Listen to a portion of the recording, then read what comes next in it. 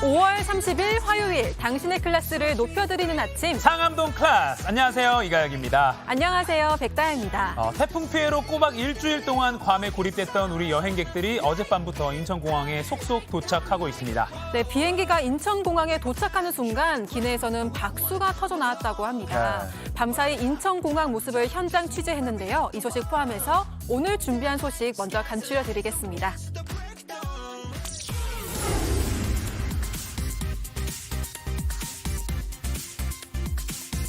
단톡방도 만들어 서로 막 의지하고 하면서 잘 버티고 온 것 같아요.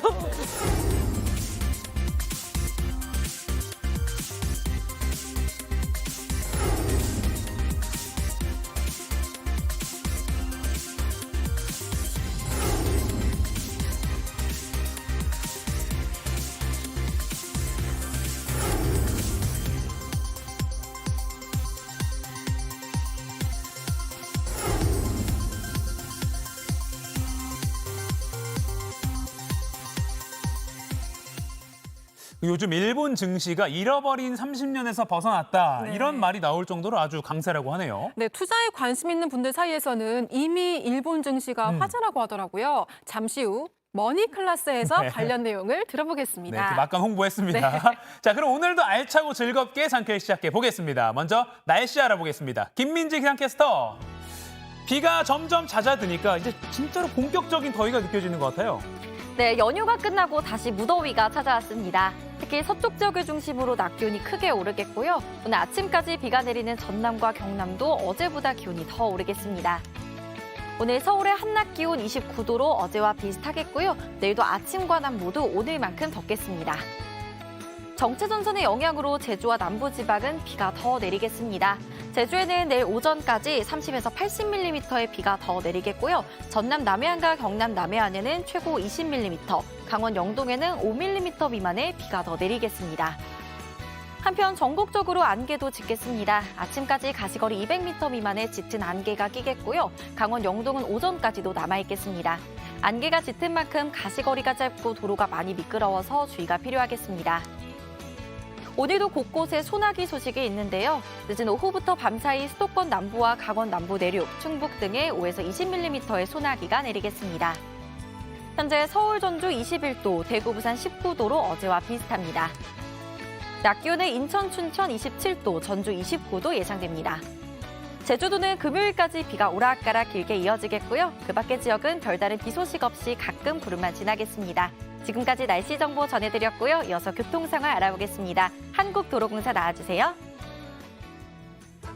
네, 연휴 이후 맞이하는 화요일 출근길 우선 날씨 예보 전에 들으신 대로 짙은 안개로 인해 가시거리가 짧은 곳이 있는 데다가 일부 지역 아직 비까지 내려서 교통안전에 유의해 주셔야겠고요. 수도권의 출근 정체는 매우 극심합니다. 경기권을 중심으로 혼잡한데 경기 남부에서 서울 도심 진입하는 길, 분당 수서로 청담대교 방향으로 수서 나들목 일대 지나기 가장 어렵고요. 1번 경부고속도로 역시 판교분기점부터 반포까지 정체 길게 이어집니다. 이전으로 수원 신가리 일대에서는 양방향 정체인데요. 부산 쪽으로 가신다면 이 구간 지나더라도 동탄 분기점에서 용인에 위치한 남사까지 정체 길고요. 마찬가지로 15번 서해안고속도로 외곽 방향 정체 길게 이어지면서 안산 지역에서 이동하기가 어렵습니다. 50번 영동고속도로 강릉 쪽으로도 안산 분기점에서 동군포까지 가장 긴 정체입니다. 안전띠는 모든 좌석에서 잘 매주시고요. 고속도로 교통방송이었습니다.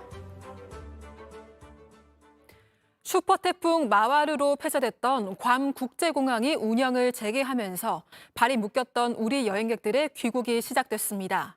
전기가 끊기면서 덥고 습한 날씨에 20층이 넘는 호텔을 걸어서 오르내리기도 했지만 여행객들끼리 단체 대화방을 만들어서 서로 필요한 것들을 나누고 또 현지 교민들에게도 많은 도움을 받아서 버틸 수 있었다며 현지 사정을 전했습니다. 송우영 기자입니다.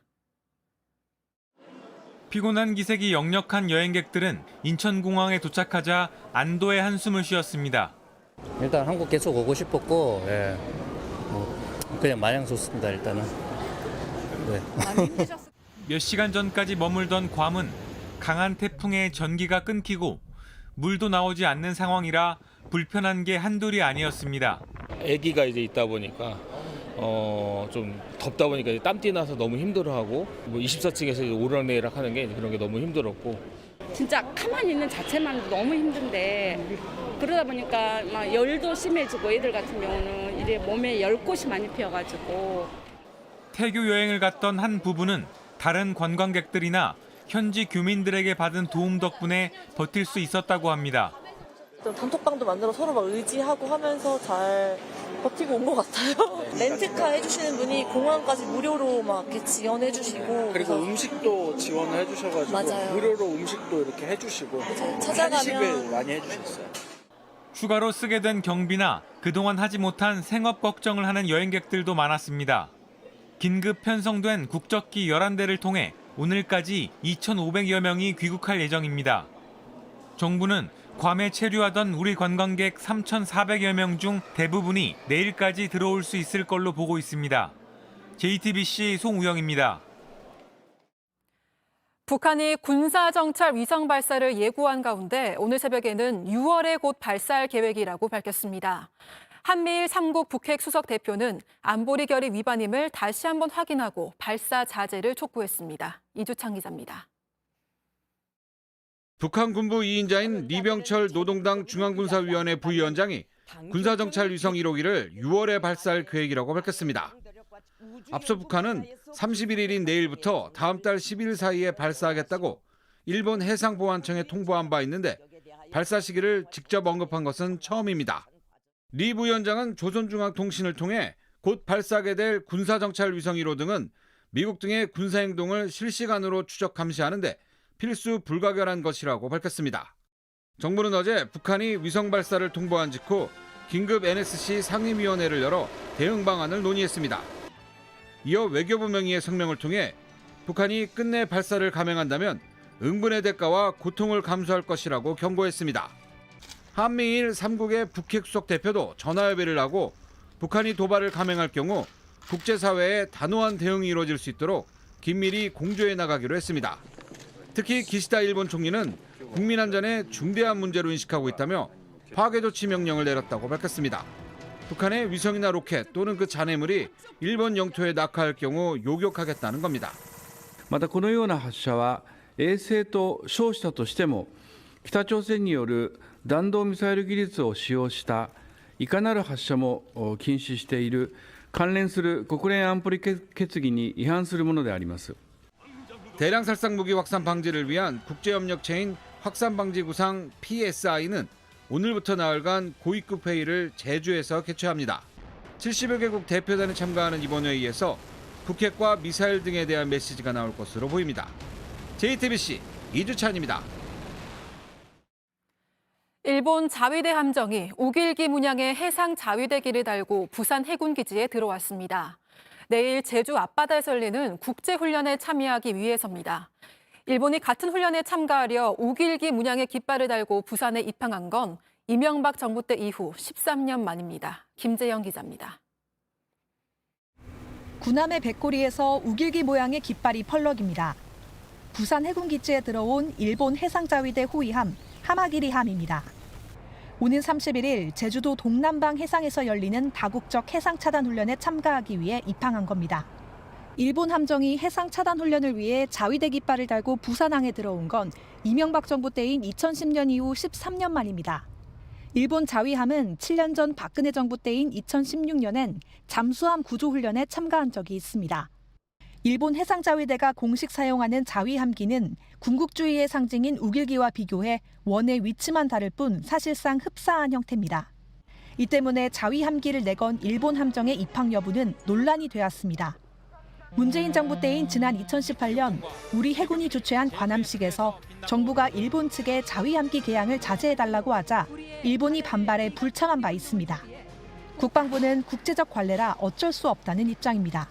통상적으로 외국 항에 함정이 입항할 때 그 나라 국기와 그 나라 군대 또는 기관을 상징하는 깃발을 다는 것으로 알고 있고 우리 정부가 한미일 군사협력에 박차를 가하는 상황이라 이번처럼 일본 군함이 자위함기를 달고 국내로 들어오는 게 빈번해질 거란 전망도 나옵니다. JTBC 김재현입니다. 자녀 특혜 채용 의혹을 두고 선관위가 전현직 간부를 포함해 전수조사를 벌이고 있습니다. JTBC 취재 결과 3명의 아빠 찬스 의혹이 추가로 확인된 걸로 파악됐습니다.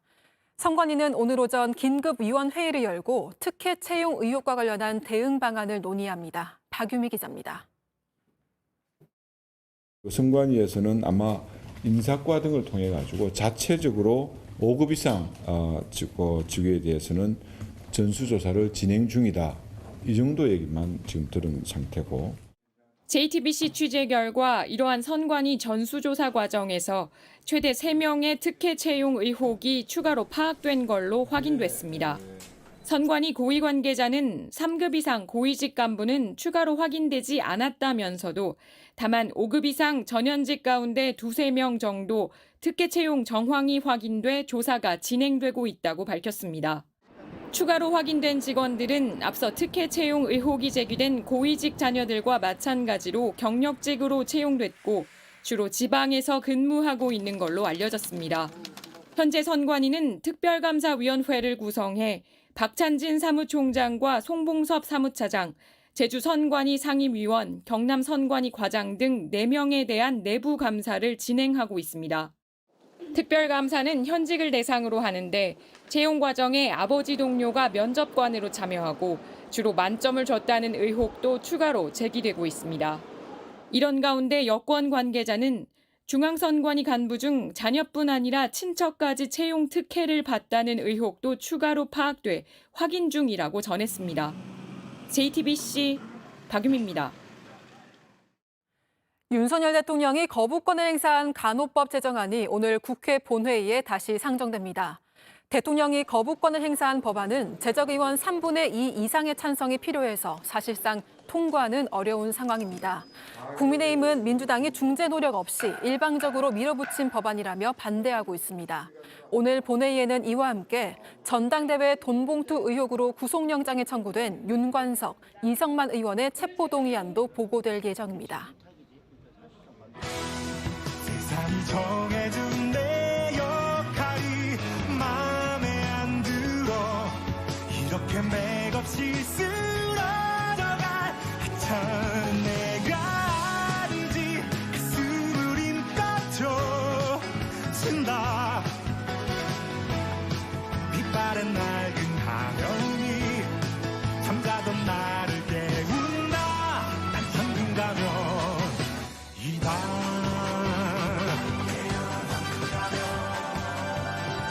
생방송 상한문 클래스 TV뿐만 아니라 유튜브 JTBC 뉴스 채널이나 네이버 뉴스 페이지에서도 실시간으로 함께 보실 수 있습니다. 국내 뉴스 더 살펴보겠습니다. 도시락 이슈 이도성 기자, 월드클래스 이용주 캐스터 나왔습니다. 안녕하세요. 안녕하세요. 오늘도 이도성입니다. 네, 이도성 기자, 첫 번째 소식 뭔가요? 바로 가시네요. 여지만 주제야. 뭔가 기다리고 있었는데 바로 가보겠습니다. 하나, 둘, 셋. 빠밤. 첫 삼진아웃인데요.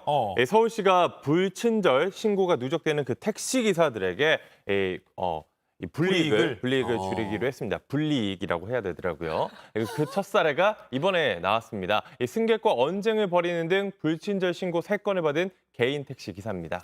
그러니까 불친절 신고가 계속 쌓이면 그 택시 기사가 불이익을 받는 제도가 원래 있었군요. 네. 몰랐어요. 불이익. 진짜? 불이익.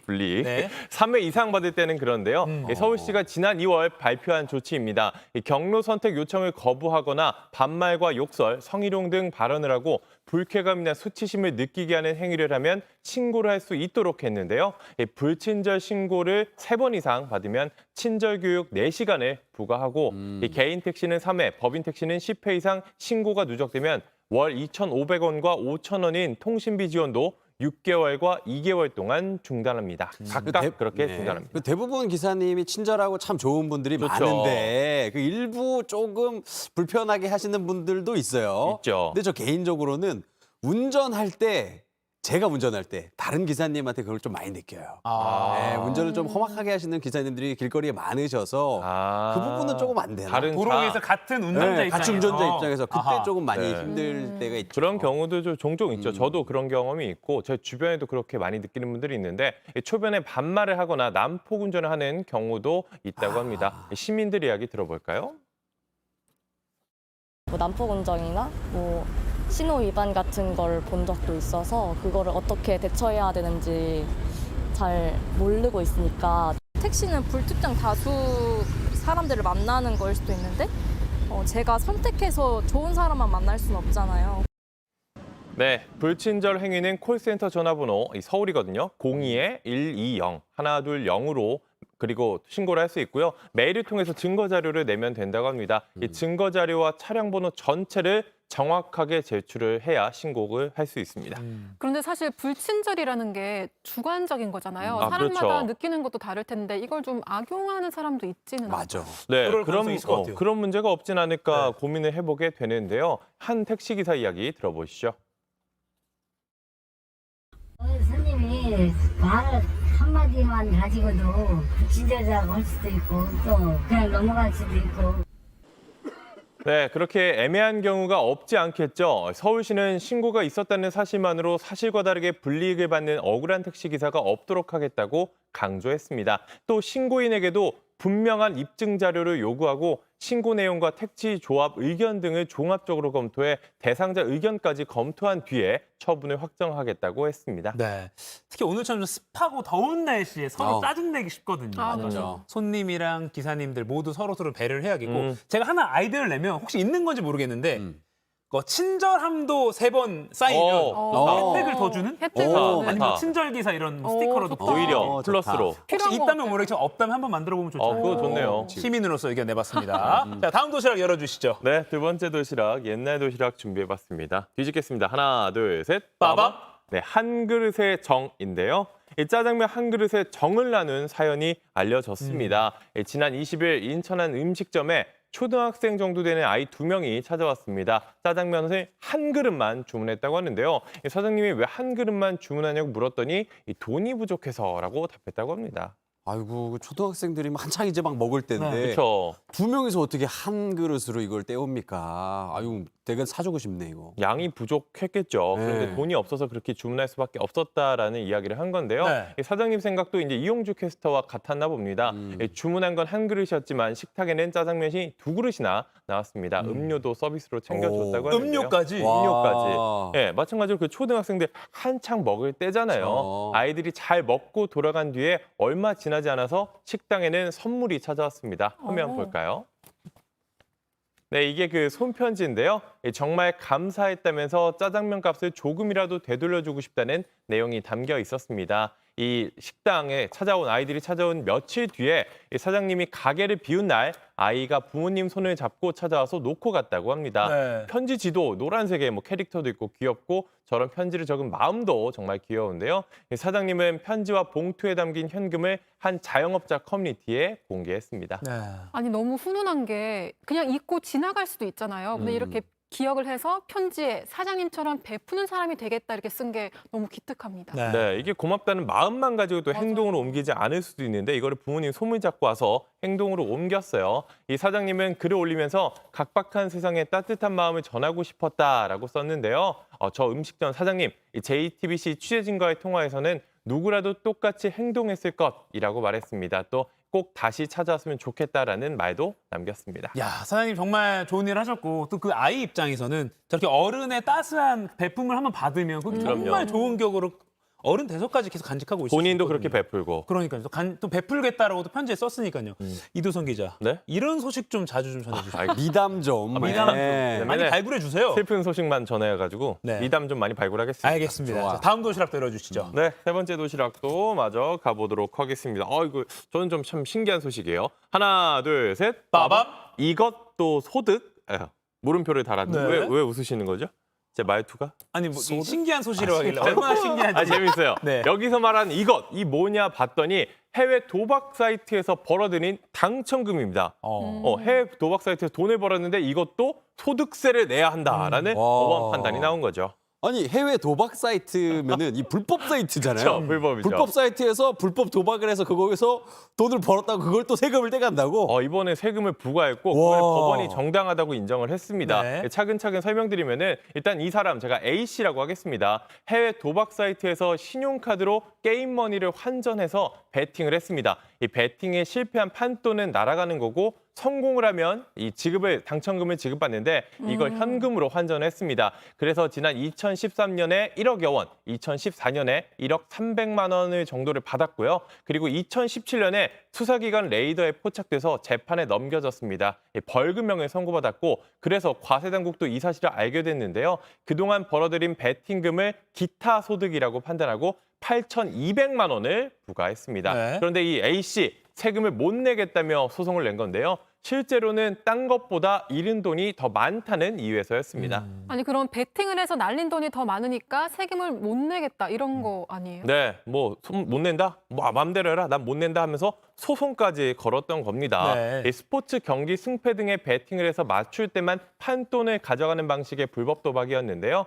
이 A씨가 베팅에 건 돈이 모두 21만 달러, 이 현금으로 돌려받은 돈이 19만 달러였습니다. 그러니까 뭐 전체적으로 보면은 한 2만 달러, 우리 돈 2천만 원이 넘게 잃었던 겁니다. 네. 그런데 이 세금은 벌어들인 돈 19만 달러에 대해서만 부과를 하니까 세금을 내고 싶지 않다라는 취지로 소송을 걸었던 건데요. 사실상 수익을 얻지 못했기 때문에 난 세금도 못 낸다 이런 이야기입니다. 자, 그런데 이제 법원은 세금을 다 내야 한다라고 판단을 한 거죠? 네, 뭐 이 사람 A씨의 주장, 뭐 가볍게 들어보면 뭐 번 돈이 더 적으니까 뭐 그래도 되나라고 생각할 수 있는데 네. 법적인 판단은 완전히 달랐습니다. 이 경우에는 돈을 날린 돈 그리고 딴 돈 이 두 가지를 별개로 봤습니다. 두 개가 인과관계가 있다고 인정하지 않은 거죠. 네. 개별적으로 판단한 겁니다. 잃은 건 잃은 거고 딴 것만 놓고 보면 A씨는 모두 4,000번 넘게 베팅에 성공해서 245만 달러를 걸고 267만 달러를 벌었습니다. 그러니까 아하. 뭐 한 22만 달러 정도를 소득으로 봐야 한다는 네. 거죠. 그런데도 세무당국이 22만 달러가 아니라 19만 달러에 대해서만 세금을 부과했으니 이렇게 세금 부과하는 거 정당하다라고 법원이 결론 지었습니다. 그리고 도박으로 얻은 이 이익, 이 소득세법상 기타 소득이라고 봤습니다. 오히려 적게 22만 달러 벌었는데 19만 달러만 했으니까 네. 정당하다라고 한 거군요. 이게 좀 어려운데 네네. 사실 잃은 거에 대해서는 계산할 필요 없다. 아하. 너가 딴 거에 대해서만 누적해서 세금을 내야 한다라고 판단한 근데 이게 겁니다. 복잡한데, 자, 해외 불법 사이트 도박이잖아요. 그러니까 불법 도박을 하면 벌금형도 받고 도박 그쵸, 혐의로 그쵸. 그리고 세금도 내야 돼요. 또 남은 거는 또 세금도 내야 된다. 네. 결론은 하지 말라는 하지 거죠. 말라는 겁니다. 자, 하지 마십시오. 자, 잘 들었고요. 다음은 월드 클래스로 바로 넘어가 보겠습니다. 네, 월드클래스 시작하겠습니다. 자, 먼저 미국 소식으로 시작하겠습니다. 네. 미국 아이오와주 동부 도시 데븐포트에서 아파트 건물이 붕괴하는 사고가 일어났습니다. 아이고. 다른 나라도 아닌 미국에서 아파트 붕괴라니 굉장히 충격적인데요. 영상 보시면서 설명드리겠습니다. 자, 붉은색 아파트 건물 중간 부분이 이렇게 완전히 무너져 떨어져 지금 나가 있죠. 네. 지금 마치 폭격을 맞은 듯한 모습인데요. 현지 시간 28일 오후 아파트가 붕괴되는 대형 사고가 발생했습니다. 다행히 구조대가 빠르게 대응해서 고립돼 있던 7명을 1차로 구조했는데요. 직접 들어보시죠. Fire crews were able to rescue 7 individuals on their initial response and escort more than a dozen individuals out as they were self-evacuating from the building. 또 밤새워 수색 작업을 벌여 건해 잔물에 이 몇 시간 동안 깔려있던 여성 1명을 추가로 구조했다고 합니다. 상처를 입은 이 여성은 병원으로 이송돼 치료를 받고 있는데요. 다행히 현재까지 사망자는 없는 분위기입니다. 숨진 사람이 없으면 다행인데 붕괴 당시 아파트에 사람이 얼마나 있었던 거예요? 붕괴 전에 건물 안에 몇 명이 있었는지는 아직 파악되진 않았지만요. 네. 시 당국에 따르면 이 건물에는 총 84개의 실이 있었고 주거와 상업용 공간이 복합돼 있었다고 합니다. 미국 언론들도 충격을 감추지 못했는데요. CNN은요, 이번 붕괴는 98명의 목숨을 앗아간 2021년 플로리다주의 콘도 건물 붕괴가 연상된다고 비판했습니다. 그거 기억납니다. 예. 그리고 아까 지금 붕괴된 그 빨간색 벽돌 건물 보니까 언제 또 더 무너질지 모르는 위태로운 상황인 것 같기도 하고요. 예, 뭔가 그래요. 원인이 나온 게 있나요? 소방대가 현장에서 광범위한 조사에 착수했는데요. 일단 지난해 이 건물에는 그 수리를 위한 신고 허가가 20건 가까이 있었다고 아하. 현지 언론이 전했는데요. 정확한 사고 원인 조금 더 조사가 필요할 것 같습니다. 네. 자, 이번에 캐나다로 한번 가볼까요? 현지 시간 28일 캐나다 동부 항구 도시 헬리팩스시에 대형 산불이 발생했습니다. 영상 보시면요. 자동차가 지금 도로를 달려가고 있는데 연기가 지금 차를 막 덮치고 있어요. 연기가 가면 갈수록 점점 더 진해지는 모습이고요. 도로 양옆으로는 지금 뭐 불타고 있는, 뜨겁게 불타고 있는 모습이고 불길도 점점 거세지고 있습니다. 아니 근데 저렇게 저 정도 불이 났으면 뒤로 해서 도망쳐야 되는 거 아니에요? 계속 직진하네요. 네, 보니까 이 대피하는 다른 차도 있는데 연기 때문에 이 앞이 잘 안 보이는 상황이라서 앞차와의 충돌 사고 위험도 굉장히 커 보입니다. 그러네요. 네, 현지 당국은 산불이 번지면서 이 정전까지 발생했고 이 비상사태를 선포했다 이렇게 밝혔습니다. 캐나다 헬리팩스 상공을 지금 시뻘건 연기가 뒤덮은 모습. 지금 연기 대단하죠. 네. 지금 뭐 지구 종말 다룬 뭐 영화의 한 장면 같기도 하고요. 영화라고 해도 믿을 것 같아요. 예. 근데 최근에 캐나다 서부 엘버타주 쪽에서도 뭐 산불이 났다고 하는데 거기서 연기가 자욱한 게 국경을 넘어서 미국 중서부까지 넘어와서 미국에서도 뭐 대기질이 너무 안 좋아져가지고 뭐 경보까지 내리고 그렇게 난리가 났더라고요. 예, 산불 언제든 항상 조심을 해야겠습니다. 자, 다음 소식 넘어가 보겠습니다. 네. 자, 총격 사건이 지금 끊이지 않는 미국. 이제는 버스도 마음 놓고 탈 수 없을 것 같습니다. 화면 한번 보시죠. 네. 한 남성 승객이 운전 중인 버스 기사한테 다가가서 말을 지금 걸고 있어요. 뭐 여기까지 충분히 있을 수 있는 일이에요. 근데 지금 둘이 뭐 이렇게 설왕설래를 조금 하는 것 같은데 분위기가 좀 심상치 않아요. 뭐야 저거? 근데 갑자기 남성이 총을 지금 꺼냈습니다. 어머. 그러자 운전기사님도 갑자기 총을 꺼내서 땅! 순식간에 버스 안에서 총격전이 펼쳐지고 말았습니다. 황당하게도 이게 실제 상황, 실화입니다. 아니 갑자기 저렇게 총을 꺼내서 왜 저러는 거예요? 네, 현지 시간으로 지난 18일 오전 11시쯤 노스캐롤라이나주를 운행하는 버스에서 발생한 사건입니다. 남성 승객이 정거장이 아닌 곳에서 무리하게 하차를 요구한 게 발단이었는데요. 남성 승객은 지금 당장 내리겠다 그러고 버스 기사님은 안 된다. 다음 정거장에서 내려라. 이렇게 얘기를 하다가 총격전으로까지 이게 번졌습니다. 아니 오전 11시 백주 대낮에 그게 뭐 총까지 쏠 일입니까? 지금 그래서 화면에 있는 저 두 사람과 어떻게 됐습니까? 버스 기사는 이 팔을 또 같이 싸운 승객은 복부에 총을 맞았습니다. 아이고. 다행히 둘 다 생명에 지장은 없다고 하거든요. 당시 버스에는 다른 승객 2명도 타고 있었는데 천만다행으로 이들은 다치지 않았다고 전해졌습니다. 아니 진짜 놀란 게 일단 버스 기사도 총을 가지고 있을 줄은 몰랐어요. 너무 무서워요. 네, 너무 무서워요. 우리는 상상도 못할 일입니다. 안 그래도 이 사건 이후에 버스 기사는 근무 중에 총기를 소지했다는 이유로 해고됐습니다. 하지만 안전조치 차원이 있었다고 주장하고 있어서 소송이 예상이 되고요. 함께 싸운 승객도 현재 구금돼서 재판을 앞두고 있다고. 안전조치 때문에 내가 갖고 있었던 거라고 기사가 주장한 거군요. 예. 네. 자, 이번엔 다음 소식 넘어가 보겠습니다. 자, 여기는 홍콩입니다. 크리스마스도 아닌데 갑자기 뭐 거대한 트리처럼 뭔가 우뚝 솟아 있죠. 네. 지금 사람들이 막 매달려서 기어 올라가고 있는데 자세히 보시면은 뭐가 매달려 있어요. 저게 다 빵입니다. 빵이요? 네, 빵이요, 빵. 빵이야 저게? 네, 세계에서 가장 별난 축제로 하나로 꼽히는 홍콩 청차우 선빵 축제 현장입니다. 와, 근데 밑에도 지금 사람이 엄청 많거든요. 네. 꽤 인기가 있는 축제인가 봐요. 코로나 사태 이후 3년 만에 열리는 거라서 그 어느 때보다 열기가 후끈했는데요. 그중에서도 가장 인기가 뜨거운 건 단연 이 빵 따기 시합입니다. 축제 하이라이트라고도 볼 수 있는데 제한된 시간 안에 18m 높이의 빵 탑으로 올라서 빵을 가져와야 하는데요. 빵에 적힌 점수를 합해서 총점이 높은 사람이 우승 이렇게 된다고 하네요. 아니 그러면 지금 막 발로 밟고 짓 누르는 게 다 빵이라는 거죠? 네, 핑온 바오라고 부르는 건데요. 이 하얗고 동그란 빵을 먹으면 악귀를 물리치고 복을 부른다는 설이 있습니다. 이 밟아놔서 어떻게 하나 싶은데 다행히도 이 탑에 쓴 건 모형 빵이다. 먹을 걸로 장난친 건 아니군요. 그렇죠. 다행이에요. 탑 하나에 9,000개도 넘게 붙여야 된다는데 진짜 빵이 그거 너무 아깝잖아요. 그렇죠. 근데 홍콩이면 한번 가서 저도 따보고 싶어요. 이도성 기자 키 크니까 안 기어 올라가도 돼. 그래요? 네, 그냥 서서 따도 됩니다. 가능하고요. 우승하시길 바라겠고요. 지금까지 월드 클래스였습니다.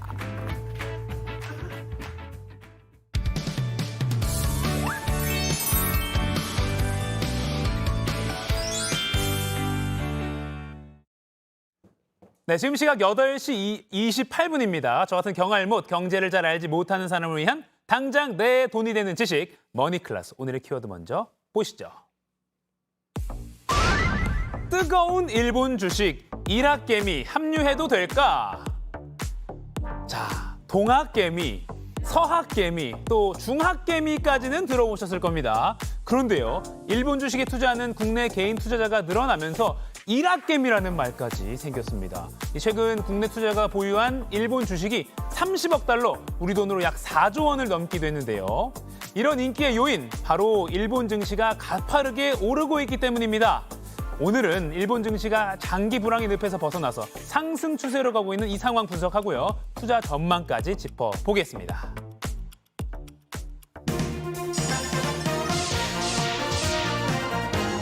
경제 분석의 신 홍춘욱 이코노미스트 모셨습니다. 안녕하세요. 네, 안녕하세요. 아까 홍콩 빵따기 축제 보시면서 굉장히 흐뭇하게 미소를 지으시더라고요. 자, 일학개미. 저 사실 최근에야 알게 됐는데 얼마나 일본 증시가 좀 분위기가 좋길래 이런 말까지 생긴 겁니까? 이제 30년 만에 최고치. 아하. 그러니까 이제 우리가 일본 증시나 일본 경제를 설명할 때 잃어버린 몇 년 이러잖아요. 네네. 그래서 일본 주식 시장의 역사적인 최고가가 얼마냐면 4만 엔이고 1989년의 일이었어요. 89년. 예, 그래서 이제 그때 이후 지금 33년 만에 사실 그러니까 그 버블이 붕괴된 후 지금 가장 높은 레벨에 도달을 했습니다. 네. 예, 주가 보시면 알겠지만 드디어 3만 엔 넘었고요. 네. 여기서 이제 물론 1만 엔 더 올라야 역사적 최고치긴 합니다만 뭐 흐름 자체는 굉장히 좋아 보이죠. 그러니까 그러네요. 예, 저점이 올라가고 있고요. 저기가 이렇게 오르는 이유는 여러 가지가 있지만 아베노믹스로 인해서 엔화가 약세를 가는 가운데 일본 기업들 경쟁력 개선된 게 상당히 큰 영향을 미친 것 같습니다. 아하. 33년 만에 최고치. 예, 야. 그렇습니다. 근데 이렇게 이유를 좀 짚어보죠. 이렇게 뜨거워진 이유가 뭐가 있을까요? 여러 가지가 있지만 워렌 버핏. 네. 숫자의 귀재. 예, 이 사람이 일단 작년부터 일본을 적극적으로 사기 시작했어요. 어허. 그래서 투자의 귀재라고 불리는 이 워런 버핏이 일단 일본에서도 주식을 어떤 걸 샀냐 하면 5대 상사.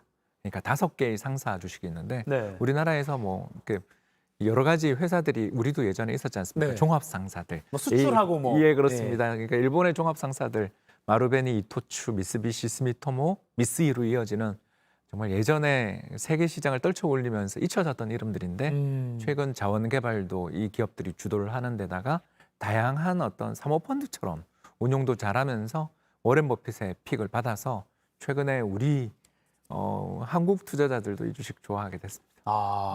워렌 버핏 효과라고도 부를 수 있겠네요. 예, 이 사람이 일단 뭐 딴 거는 몰라도 네. 지난 한 60여 년에 걸쳐서 세계에서 6번째로 큰 기업, 그러니까 시가총액 기준으로 6번째로 큰 기업을 일궈낼 정도로 뛰어난 투자자이다 보니까 네. 한국인 투자자들도 이제 아까 제가 잠깐 설명드렸습니다만 3위가 마루베니, 그리고 5위가 이토츠, 그다음 미쓰비시, 스미토모 순서이고요. 또 보면 우리 한국 사람들 좋아하는 닌텐도 저도 좋아하는데요. 네. 닌텐도 게임 회사죠. 아식스 스포츠 용품 이런 여러 가지 회사들을 적극적으로 사고 있습니다. 그리고 또 일본 증시 화랑인 이유가 뭐 약간 이제 코로나 끝나고 좀 이렇게 리오프닝 효과 뭐 이런 거 아니겠습니까? 예, 미중 갈등의 수혜를 보고 있다라는 평가들도 있죠. 이거 정말 이렇게 우리가 좀 수혜를 받아야 되는데 우리는 이제 좀 중국 투자도 많고 네. 반도체 전쟁, 뭐 반도체 갈등할 때 자꾸 이제 중국에 투자해 놓은 한국 기업들이 앞으로 어떻게 될 거냐에 대한 고민들이 많고 네. 그러다 보니까 좀 수혜를 받기보다는 사이에서 고민을 하고 있다면 이거 그 이미지가 아주 멋있는데요. 네. 미중 갈등 속에서 TSMC 같은 회사들, 대만 반도체 회사 네. 같은 경우가 대표적으로 최근에 일본의 큐슈 지역에 대규모 공장을 건설을 하고 그렇게 되니까 우리나라 또 삼성전자를 비롯한 SK하이닉스나 다양한 반도체 기업들도 최근에 일본 투자 검토한다, 네. 보조금 받는다 얘기 들으셨죠? 네. 이런 것들 속에서 점점 사람들의 관심들이 이제 미중 갈등이 저렇게 된다면 다음 생산 기지는 어디냐? 물론 이제 일본이 인건비 비싸서 안 된다 그랬는데 엔 약세가 엔화가 요새 되게 약세했고 우리 한국도 여행객들을 많이 가잖아요. 네. 예, 그러다 보니까 자연히 여기가 저가 경쟁력도 있고 원래 또 기술은 알아주던 나라니까 네. 특히 반도체 장비 니콘이라든가 캐논이라든가 도쿄 일렉트론 같은 좋은 회사들이 있거든요. 그러다 보니까 이제 이런 회사들에 대한 관심까지 되는 데다가 워렌 버핏이 이제 불을 질렀다. 이렇게 볼 수 있습니다. 네, 그러니까 워렌 버핏 효과도 있고 미증 갈등 사이에서 어떻게 보면 뭐 반사 이익이라고 할까요? 지금 느끼고 있다. 그리고 이게 좀 시기적으로도 뭔가 리오프닝에 또 N 약세. 네. N 약세가 크죠. N 관광객들이 뭐 물밀듯이 들어가고 있습니다. 네. 그리고 또 일본 증시에 좀 긍정적인 요인 또 뭐가 있을까요? 좀 꼽아주신다면. 싸다. 싸다. 지금 주가가 싸다. 주식이. 아하. 예, 그러니까 30년간 제자리 걸음하다가 이제 올라왔으니까요. 그렇지 않습니까? 우리가 30년 전 그러면 종합주가 지수 그때 뭐 예를 들어서 우리가 800포인트, 900포인트인데 지금 우리 2,500. 예, 그런 거 비하면 일본은 그때 3만 엔이 지금도 3만 엔이니까 말도 못하게 싸죠. 거기다가 두 번째. 엔이 약세. 네. 옛날에는 달러에 대한 엔화 환율이 100엔, 뭐 80엔 여기서 움직였다면 지금 120엔, 130엔까지 가니까 네. 저평가돼 있는 거죠. 그러니까 저희들이 주식 가격이 이게 정말 저평가가 되는지 안 되는지를 판단하는 중요한 방법 중에 하나가 바로 주당 순자산 가치. 그러니까 뭐냐면 그 기업이 가지고 있는 보유한 순자산 가치. 예를 들어서 건물이라든가 특허라든가 인적 자원들이 있지 않습니까? 네. 그런 공장의 수많은 가치 대비 주가가 얼마에 거래되느냐. 이게 되게 중요하거든요. 그래서 좀 축약해서 맨날 영어만 들고 와서 죄송해요. PBR인데요. 프라이스 투 북밸류 레이시오라고 부르는데 저 파란 선 보시면 재밌지 않으세요? 분명히 제가 아까 이야기하면서 30년 내 최고치를 했는데 저 달러로 환산한 값은 되게 싸죠. 못 오르, 그러니까 바닥은 치고 오르는 것 같지만 아주 비싸지 않죠. 네. 예, 그러니까 달러로 환산한 값이거든요. 그러니까 글로벌 투자자 입장에서는 N을 직접 들고 사는 것도 있지만 달러든 우리 원화든 위안화든 환전해서 N을 사니까 환율을 평가하는 가치가 되게 중요한데 저게 몇 배냐면 1.2배. 그러니까 1.2배. 뭐 어떤 회사의 순자산 가치가 10,000원인데 지금 12,000원에 거래되는 거죠. 그러니까 되게 싼 편인데다가 저게 싸진 이유가 N으로는 주가가 많이 급등했을지 모르지만 다른 나라 통화로 보면 그런 게 없는 거예요. 예, 게다가 점점 그 기업들이 장사를 잘하니까 쌓아가는 순자산 가치, 그 기업이 들고 있는 보유한 땅의 가치나 특허의 가치는 우상향하면서 계속 올라지니까 바로 이걸 ROE라고 이제 저희들이 부르는데 자기 회사의 자본, 아까 이야기했던 순자산. 네. 자, 순자산이 10,000원이다까지 우리 배웠잖아요. 근데 순자산이 10,000원인데 이 회사가 이번 해 얼마 벌었어? 이렇게 묻는 거죠. 그러면 한 800원 벌었어요. 그러면 예를 들어서 8%. 엄청 높은 거죠. 지금 일본 금리가 0.5%거든요. 그러니까 이게 이 나라 기업들이 왜 돈 잘 버는지가 다 나오는데요. N 약세지 금리가 역사상 최저 레벨인 0.5%에 있으니까 이 그림 보시면 알겠지만 ROE라는 게 회사가 가지고 있는 순자산 대비해서 이익을 얼마나 내느냐. 한마디로 말해서 얼마나 효율적인 경영을 하느냐를 보여주는데 8% 정도. 그리고 2010년 뭐 이제 글로벌 금융위기 그리고 더 나가서 동일본 대지진 때 일본 그렇죠. 예, 이후에 이제 지금 꾸준히 바닥이 올라오면서 이익이 되게 안정적으로 나오니까 워렌 버핏이 살만한 기업들도 넘쳐 흐르는 데다가 금리 싸지, N 약세 이러니까 이건 뭐 그렇게 큰 리스크는 없지 않냐. 그러니까 이게 정말 매력이 있어서 너무너무 좋아요라기보다는 이게 싼데 뭐 그렇게 크게 리스크 없지 않냐, 위험이 없지 않냐. 이렇게 생각하니까 투자의 귀재 워렌 버핏이 투자를 시작했다고 볼 수 있습니다. 그러니까 ROE라는 게 쉽게 말하면 그게 퍼센테이지가 높으면 회사가 돈을 잘 번다는 뜻이잖아요. 그렇습니다. 뭐 삼성전자 ROE. 잘 벌 때 30%씩 벌고 그런 ROE가 것처럼 30%다. 그런 회사들이 좋은 회사입니다. 네, ROE 기억하겠습니다. 자, 그럼 짚어본 것처럼 이제 일본 주식이 이렇게 많이 올랐는데 사실 이미 투자에 좀 관심 있으신 분들은 이미 많이 들어가 있기 때문에 맞습니다.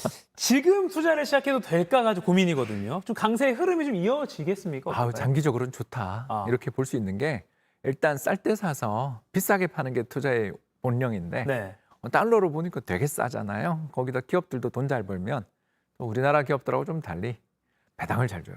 일본 기업들은. 그러니까 저금리 0.5%라는 저금리에 배당도 우리나라보다 배당 수익률이 높거든요. 거의 한 3% 정도 주니까 이게 이제 점점 돈들이 주식시장으로 몰려들고 있는 거죠.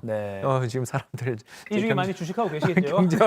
경제 활동을 많이 하고 계시는 거죠. 그러니까 지금 만약에 이 소식을 듣고 지금 머니클래스 보고 관심 가져서 실제 투자하셔도 늦은 거 아니다. 그렇게 봅니다. 그런데 이제 투자를 할 때 종목 고르는 능력은 우리가 워렌 버핏보다 못하니까 제 생각에는 이제 일본 주식에 투자하는 건 참 좋은데 일본 주식이 조금 장애가 약간 있는 게 살 때 백주 단위로 산다든가 하는 여러 가지 규제가 네. 아직도 우리 팩스 보내는 나라잖아요. 네네네. 그러니까 뭐 코로나 집계할 때도 팩스로 막 보고하고 팩스로 하고 네네. 그래프를 위에다 종이를 붙이고 있잖아요. 네네. 우리 많이 봤지 않습니까? 네네. 그러니까 이 나라 약간 규제가 있는 나라니까 저는 상장지수 펀드 제가 좋아하는 수수료도 싸고 또 일본을 대표하는 200대 종목 그걸 니케이 지수라고 들어보셨죠? 네네. 여기 지금 그림이 나오고 있는데요.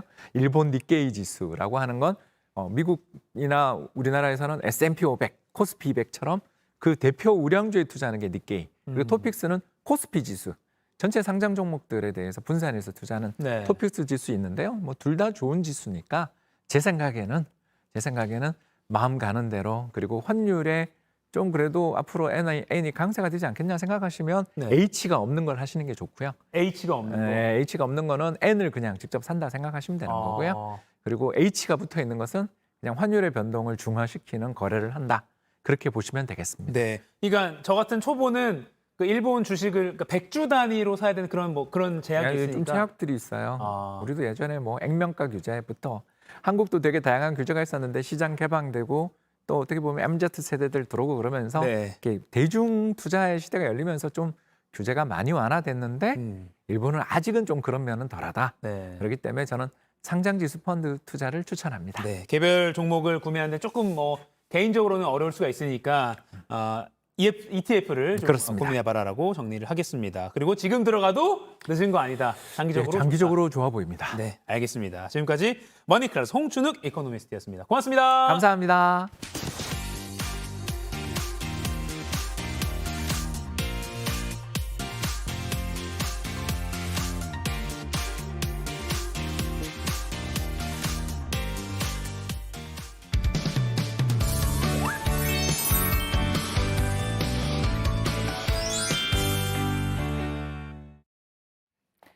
네, 매주 화요일 여러분을 위한 상클 상담소 시간입니다. 일상에서 생기는 각종 갈등과 분쟁, 다양한 고민거리를 법률적으로 시원하게 풀어드립니다. 여러분의 법률 고민을 말끔하게 풀어줄 신나고 유쾌한 진짜 변호사, 신유진 변호사 나오셨습니다. 안녕하세요. 안녕하세요. 안녕하세요. 네. 네, 상클 상담소 법률 주치 신유진 변호사입니다. 아, 좋습니다. 늘 신나고 네. 유쾌한 또 붙어줘야 됩니다. 네. 네. 텐션을 잘 따라가야 되니까 저희가 또 다앵커가 좀 어색할 수 있기 때문에 네. 미리 텐션 경고 드립니다. 너무 네. 알겠습니다. 자, 지금부터 고민 사연 들어볼 텐데요. 실제 사례를 방송에 맞게 조금 각색한 내용이라는 점 알려드립니다. 자, 그럼 함께 들어보시죠. 혼자 식당을 운영하며 집도 없이 가게 한켠에서 생활하다가 드디어 내 집 마련을 결심했습니다. 크기도 마음에 들고 위치도 딱 좋은데 가격이 좀 걸리네요. 조금만 더 싸게 안 될까요? 아, 이 집이 급매로 나와서요. 시세보다 싸게 나왔어요. 더 싸게 될 수 있을지 모르겠는데 일단 집주인한테 한번 상의해 볼게요. 제가 가진 돈으로 아파트까지 가능할지는 몰랐는데 운이 좋았던 건지 급매로 싸게 나온 아파트를 원하는 가격에 계약하게 됐습니다. 집이 정말 마음에 듭니다. 가격도 잘 맞춰주셔서 감사합니다. 사실 이렇게 급하게 팔 집은 아닌데 저희 남편이 갑자기 세상을 떠나면서 뭐 어쨌든 재산 정리는 해야 되잖아요. 그래서 이렇게 급하게 내놨어요. 좋은 분 만나서 안심이 되네요. 변호사님 컨디션 좋으신데요. 네. 자, 여기 서류 보시고요. 이제 계약하시죠. 여기 등기부 등본에도 집주인분 이름 확인하시고요. 다 맞죠? 그렇게 계약서를 비롯해서 여러 서류를 모두 꼼꼼히 확인하고 계약을 마쳤습니다. 그렇게 내 집에서 생활한 지 반년쯤 지났을 때였습니다. 뜬금없이 어떤 남자가 자신이 집주인이라며 찾아왔어요. 뭔가 잘못 알고 계신 것 같은데 이 집은 제 명의로 된 우리 집이에요. 다시 확인해 보세요. 아니, 아주머니가 작년에 만나서 거래한 그 사람은요. 이 집에 대한 권리가 없는 사람이에요. 엉뚱한 사람이랑 계약한 거라고요. 이 집은 제가 상속받은 제 집이에요. 나가주세요. 아니 무슨 소리예요. 제가 집 살 때 등기부 등본이며 전부 확인했는데 지금 서류상에도 제 이름이 올라가 있다고요. 내 집인데 내가 어딜 갑니까? 경찰 부르기 전에 억지 쓰지 말고 당장 돌아가세요. 등기부 등본 신문에도 제 이름이 올라가 있는데 전 주인의 조카가 나타나서 자기 집이라며 소송을 건대요. 어떡하죠? 신유진 변호사님 도와주세요. 아, 도와주실 거죠? 네, 오늘 사연도 참 정말 딱한 사연입니다. 그러니까요. 일단 갑자기 나타나서 집에 소유권을 주장하는 이 남자. 네. 그러니까 전 집주인의 조카인 건 맞는 거죠? 네, 이 남자는 네. 이 전 집주인의 조카가 맞는데요. 네. 이 상담자가 네. 집을 살 때 이 전 집주인이 사망한 남편으로부터 상속받은 집이라고 했잖아요. 네. 이 남자는 그 사망한 남편의 조카였습니다. 아하. 네. 아니 남편이 사망하면 보통 부인이나 자식에게 상속이 되잖아요. 네. 그럼 부인한테 상속된 게 맞을 텐데 왜 저 조카가 갑자기 나타나서 자기 집이라고 하는 거예요? 어떻게 된 거예요? 여기에는 굉장히 좀 어마무시한 좀 무시무시한 사건이 좀 숨어져 있는데요. 네. 이 상담자가 네. 집을 산 그 전 집주인 여성분은 사실은 내연남과 짜고 자신의 남편을 살해했던 거예요. 어허. 네, 그러니까 이 살해 사실을 숨기고 급하게 이 아파트를 상속받아서 네. 매매로 내놓았던 거죠. 아까 지금 신윤 변호사님이 역할을 했던 그러니까 네. 집주인 여성이었죠. 뭐 남편이 갑자기 사망해서 빨리 재산을 정리해야 된다라고 했는데 그게 알고 보니까 네. 내연남이랑 짜고 살해를 하고 그 집을 정리하려고 했던 거군요. 이거 사회뉴스에서 보던 일을 여기서 무서워요. 보게 되는데 자 그러면 남편을 살해했기 때문에 보통 아내에게 가는 그 상속권이 뭐 사라지게 되는 뭐 그런 건가요? 네, 맞습니다. 이 살해 사실이 밝혀지면서 네네. 이 전 집주인 여성과 이 내연남은 이 무기징역을 선고받았는데요. 네. 여기서 끝날 것이 아니라 민법 1004조에서는 이 고의로 이 피상속인을 살해한 경우에는 네. 이 상속 결격 사유가 돼서 아하. 상속을 받지 못하게 되는데요. 이 집주인은 그러니까 남편으로부터 상속을 받지 못했던 것인데 이 사망한 남편은 뭐 부모님도 이미 돌아가셨던 상황이고 자녀도 없었기 때문에 이 다음 후순위 상속인인 조카가 이 상속을 받게 된 거고 조카가 보니까 아니 이 삼촌을 살해한 범인이 상속을 받아서 집을 처분했다는 것을 알게 되고 네. 나서 이 아파트 매수인이 상담자를 상대로 이 아파트에 대해서 소유권 이전 등기 말소 등기 청구 소송을 제기한 것이죠. 아니 법률적으로 하나하나 살펴보면 네. 먼저 조카가 제기한 소유권 이전 등기 말소 등기라는 게 정확히 어떤 소송이에요? 이 부동산의 소유권이 변동되는 경우에 그 원인으로는 뭐 매매라든지 상속이라든지 합병이라든지 네. 뭐 이런 것이 있습니다. 그래서 이 등기소에 이 부동산 등기 변동의 원인인 이런 원인 사유와 함께 이 소유권이 변동되었다는 것을 등기소에다가 기재를 해서 등기를 올리는 건데요. 네. 이 등기소에 한마디로 쉽게 말씀을 드리면은 등기소에다가 부동산 소유 이제 내 집이다라고 알리는 거예요. 그런데 이 부동산 등기 원인인 이 매매라든지 상속이 무효인 경우에 이 원인 무효인 등기에 터잡아서 이전 등기를 한 경우에는 이 이전 등기도 이 말소 청구의 대상이 된다는 것입니다. 자 그런데요. 네. 지금 백다 앵커가 했던 그 여성 그 집을 네. 어렵게 샀어요. 네. 그러니까 그 상담자 입장에서 억울한 게 네. 내가 계약한 그 상대방 그 집주인이 그때는 무슨 범죄자인지 모르는 상태였잖아요. 네. 맞아. 근데 이게 이렇게 물거품이 되어버린 게 너무 억울할 것 같은데 네. 그러면 살인범죄가 난지 모르고 네. 계약한 건데도 지금 그렇게 소급 적용이 돼서 시간을 거슬러서 적용이 되는 건가요?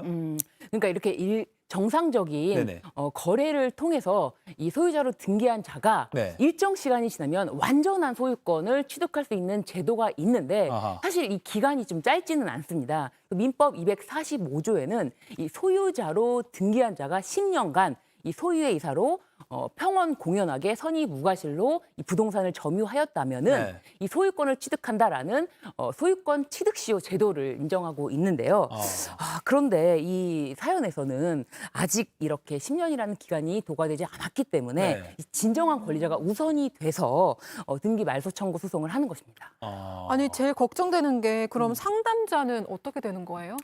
안타깝게도 이 상담자는 이 아파트 부동산을 지킬 수가 없는데요. 이 등기부에는 네. 공신력이 없기 때문이에요. 공신력이 없다. 네, 사실 등기부에 네.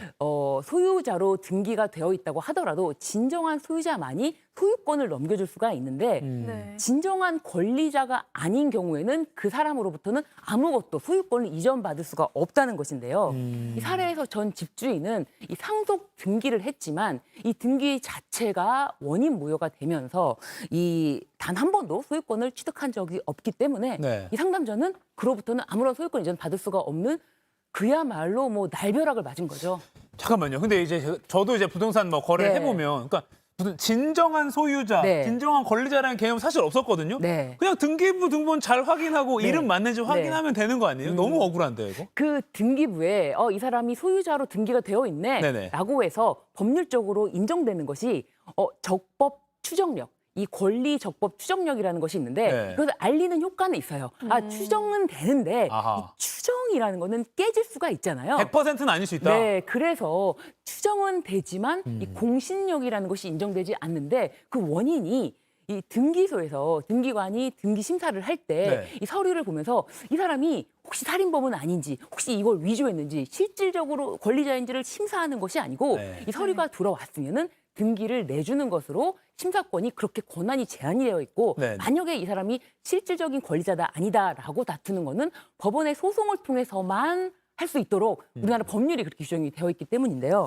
이 등기부 등본을 믿고 거래했다 하더라도 이 등기 기재된 사실과 진짜 사실이 다를 경우에는 내 소유권이라든지 내 권리가 법적으로 보장된다는 것이 아니에요. 근데 이거는 어떻게 보면 이 거래를 안전하게 보장할 것인가 아니면 원래 진정한 소유자의 권리를 보장할 것인가 이런 문제도 있습니다. 네. 아니 믿었던 등기의 배신이라고 할 수 있을 것 그러네요. 같은데 그럼 상담자는 집에서도 나가야 되고 집 살 때 준 돈도 하나도 돌려받지 못하는 거예요? 어떻게 뭐라도 되찾을 방법이 네, 있을까요? 이 진짜 소유자인 이 조카가 나타났기 때문에 네. 이 아파트를 돌려받을 수는 없는데 그렇다면 돈이라도 돌려받아야 되잖아요. 그렇죠. 네, 그렇죠. 돈을 돌려받으려면 이 감옥에 있는 전 집주인을 상대로 손해배상 청구 소송을 해야 되는데 살인범한테. 네, 그런데 이렇게 또 민사소송까지 하라는 건 너무 가혹하잖아요.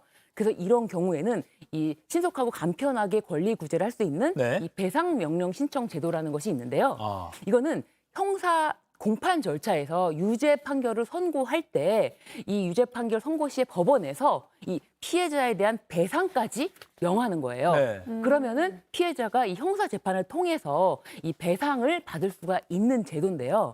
네. 그러니까 살인범한테 형량을 이게 줄 때 네. 이 피해자한테도 그 너가 집 잘못 판 그 사람한테도 배상해 주라고 명령을 네, 하는 거예요. 그렇습니다. 아하. 이 배상 명령 신청의 범위에 대해서 말씀을 드리자면 네네. 이 범죄 행위로 일어난 직접 물적 손해와 그리고 치료비 손해 그리고 위자료가 있는데요.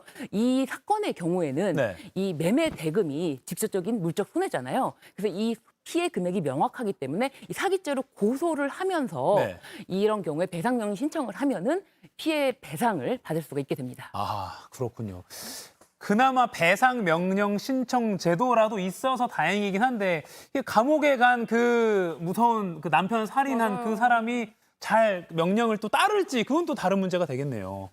자, 이런 상황을 만나면 정말 억울할 것 같은데 제대로 좀 잘 마련될 부분도 있을 것 같습니다. 오늘 상클 상담소 마치겠습니다. 지금까지 상클 상담소의 법률 주치 신유진 변호사였습니다. 고맙습니다. 감사합니다.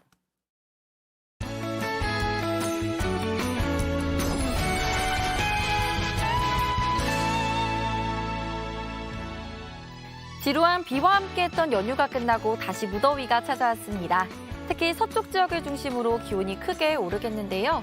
서울의 한낮 기온 29도, 광주 28도 등 다소 덥겠고요.